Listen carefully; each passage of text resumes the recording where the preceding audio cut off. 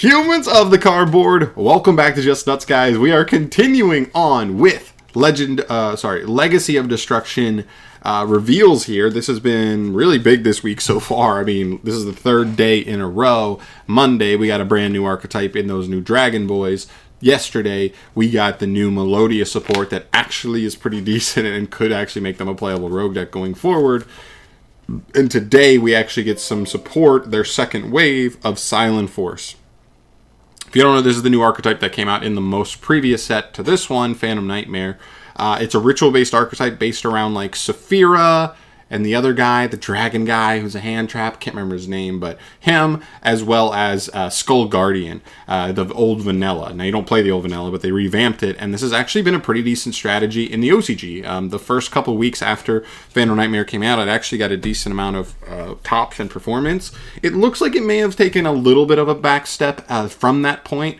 Since then, but I still think it's solid. I think even decks that need to rely on being new and people not knowing how to play against it in the first place, I still think those types of decks still need at least a baseline power level to be able to take advantage of those things. And so I still think it's like at least a decent rogue deck that especially if it's winning die rolls, it is cooking people going first.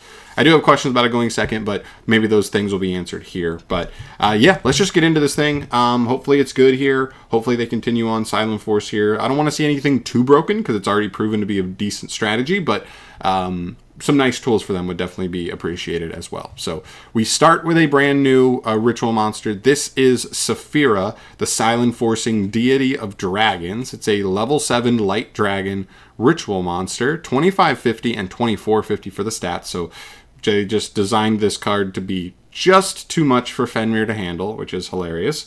You can ritual summon this card with SILENFORCing Blessing. I believe that's their in-archetype ritual card. You can only use the first, second, and third effects of this card once per turn. If this card is ritual summoned and you have Novox the SILENFORCer Disciple on your field or in graveyard, you can draw 2 cards, then discard 1 card. So that's already not too shabby at all. Okay. Draw 2, discard 1. And this should always be happening. To me, it looks like no matter where you start your engine with, you're like getting Novox in rotation. She is the main card you try to get in rotation at all times anyway. So that makes a lot of sense to me. That should be every time you're ritual summoning this, theoretically, you should have a Novox in rotation, aside from like getting Bishilled or DD Crowed or something. But yeah, that's pretty good. Second effect. When an attack is declared involving your Light Warrior or Dragon Ritual monster, you can discard 1 random card from your opponent's hand. Ooh, that is so annoying. I mean, like, I guess it's not the end of the world, but, like, even being able to summon this going second, and I guess going second, theoretically, your opponent wouldn't have, like, the most amazing stuff in hand, because they would have already played their hand, made a board, whatever. But ripping a card anyway is still, like, annoying. Like, if it looks like the game is going to get into, like, a grindy situation, being able to just kind of attack and force a card out is kind of annoying, and it also makes it so your opponent may not want to attack because you'll just have, if they attack like they're admitting that they have to discard a card. Now they can also, set spells and traps that they don't want to discard and all that stuff and play around it at that point. But they may be playing into something else. Not a crazy effect, but like as a little bonus effect, like not crazy or not the end of the world. Not too bad at all. And the last effect, once per turn, during your opponent's end phase, you can add a light monster from grave to hand. That's any light monster. So that could even be Effect Veiler if you play Herald of Arclight in this deck, because or not Arclight, Orange Light in this deck, because you're going to play a good amount of, not a great amount, but like a decent amount of fairies. Orange Light could be playable here, so being able to recycle Orange Lights, or just stuff like Novox to be a normal summon follow-up for next turn. It could even be Herald. I think I've already seen people play Diviner of the Herald in this deck, so we want to get back that. That's not bad. I do hate that it's on the opponent's end phase. Like, this card does not do anything on the opponent's turn, so how is this card surviving an entire turn cycle like that? But I guess if it does, you get something back. To me, this card is like absolutely maybe a one of, basically for this effect. I think these two are pretty niche and probably won't come up as often as you'll want them to, but I do think this first effect could be good enough in and of itself, because if you're maybe summoning this before Like, if you're maybe summoning this off of a first ritual summon of the turn to, like, draw 2, discard 1, lets you dig through your deck to maybe find some extra hand traps to support, you know, whatever board you're going to set up, or maybe some extenders to help us continue playing and build a stronger board. And then maybe you use this as the tribute for your Skull Guardian. Then I could see some, like, I could see that and, like, combo lines for that. But outside of that, I don't know if this card's good enough. It's one of those ritual cards that does nothing in the hand. This card literally cannot do a thing to help itself out, be more playable. You have to basically search this brick, then ritual summon this brick, and then the payoff of the brick is draw 2, discard 1, which is a decent payoff. I'm just not sure if it's going to be good enough to play. So at most, it's a one-of for, like, combo lines like that, I would guess. But I don't think it does enough, especially being like a full-on brick overall. So we'll see.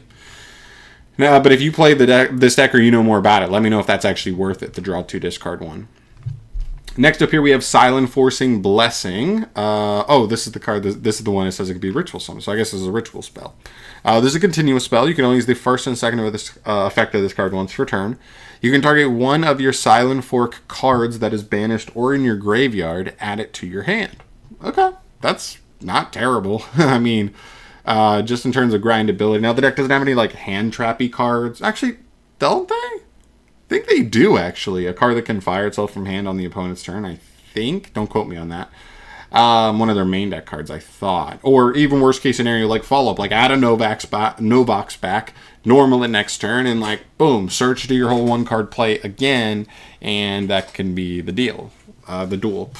And then the second effect, if a non-ritual monster is normal or special summoned face up, you can ritual summon a light warrior or dragon ritual from your hand by attributing monsters from your hand and or field whose total level is equal or exceed that level. And if you do, it can't be destroyed by battle. Okay. So basically what this allows the deck to do is ritual summon on the opponent's turn, which is pretty interesting. Now, I guess that makes this card a little more interesting, because if you can set up lines where, like, we make Skull Guardian turn 1, and he makes us an interruption, and then we're also able to ritual summon when our opponent attempts to play, and, like, maybe we already set up Saphira in hand, and then we ritual summon it on the opponent's turn, draw 2, discard 1, and maybe that is what we're doing to draw an Ash, draw a Veiler, draw whatever, and then if you're drawing stuff like that, like Ash Veiler, and maybe you Veiler your opponent, on end phase add that Veiler back, and you just reload it and go to town, or you go for follow-up. That's not too shabby. That's interesting. This one could have a spot in the deck as well as a nice one-of. The deck already has a ton of searchability, so getting this card should be no problem, and it's the kind of card you never want more than one of, so it seems like it'd be a one-of, if anything.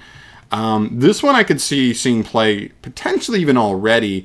I'm not sure they have I'm not sure they have another good target to be able to quick ritual on the opponent's turn aside from this card. I'd have to relook into the deck and see what, like, Light Dragon and Warrior rituals already exist to potentially be able to, like, set up and quick ritual on the opponent's turn for. But this is, like, something, you know what I mean? This is not nothing for sure.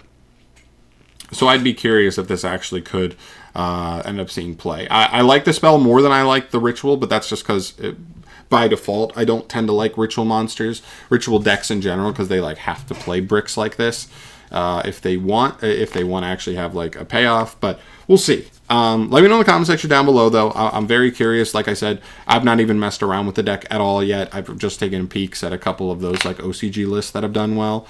And it looks cool, and it looks pretty consistent, but, like, the more bricks you add like this, the less consistent that's going to be. But maybe it adds enough power that it's worth it. But you guys have to fill me in on that, and let me know in the comment section down below your thoughts on these two cards. Also, stay tuned for more news. I mean, if they've dropped things for the first 3 days, I don't know why they wouldn't do something tomorrow and Friday. And then I know we have the live stream on Sunday as well, which we also could get more reveals for. People are theorizing Ancient Gears and Goki at this point, but we'll obviously have to wait and see what comes at that point. But yeah, I'm out of here for tonight. Thank you so much for watching, guys. Subscribe to the channel for more stuff from me down the line, and I will see you in the next video. Peace.